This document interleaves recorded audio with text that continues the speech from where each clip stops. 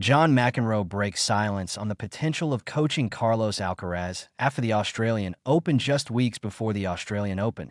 Carlos Alcaraz sent shockwaves through the tennis world by making a bold and unexpected decision. He parted ways with his longtime coach and mentor, Juan Carlos Ferrero. Given how closely Ferrero's guidance has been tied to Alcaraz's meteoric rise, the move sparked intense debate. Was it too risky? Was the timing wrong?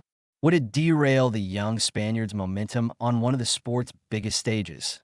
If there were doubts, Alcaraz answered them emphatically in Melbourne. With Samuel Lopez stepping in seamlessly, Alcaraz looked composed, confident, and tactically sharp throughout the Australian Open, reaffirming his status as one of the most electrifying talents of his generation. Now, as the dust settles on his Australian campaign, a new and fascinating name has entered the conversation around Alcaraz's future: tennis legend John McEnroe, a coaching bombshell nobody expected. In a recent interview with El País, John McEnroe openly addressed the idea of joining Carlos Alcaraz's coaching team, and his words instantly made headlines. Known for his candid opinions and deep love for the sport, McEnroe didn't dodge the question. Instead, he leaned into it.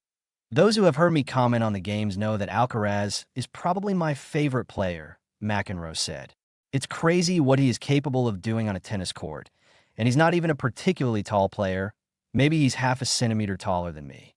Coming from a seven-time Grand Slam champion and one of the most influential figures in tennis history, the praise carries enormous weight.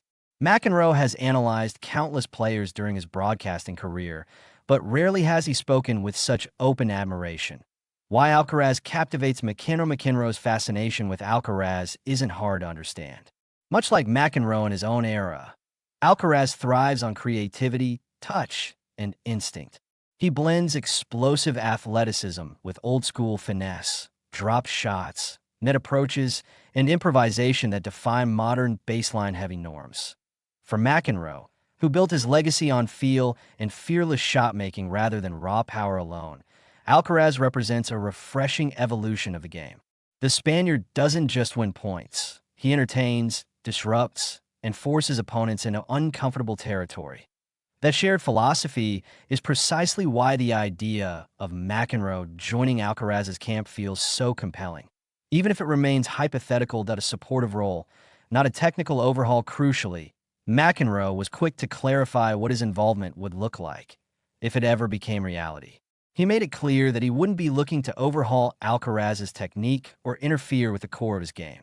Instead, McEnroe suggested his role would be more supportive than technical. This distinction matters. Alcaraz already possesses one of the most complete technical arsenals in tennis, refined under Ferrero's guidance.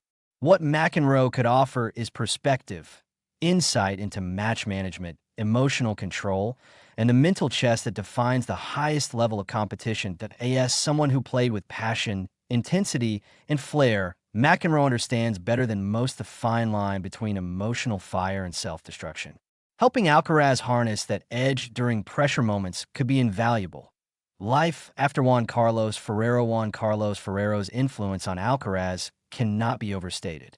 From a promising junior to a Grand Slam champion and world number one, Ferrero was instrumental in shaping both Alcaraz's game and mindset.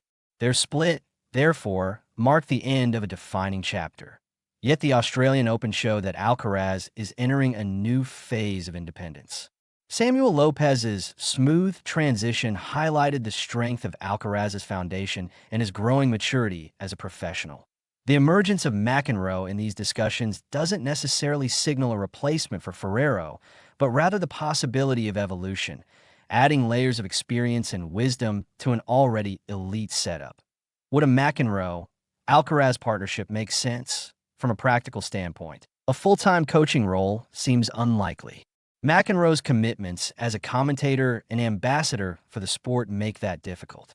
However, a mentoring or advisory role, select tournaments, strategic input, or mental preparation feels far more realistic and perhaps more powerful.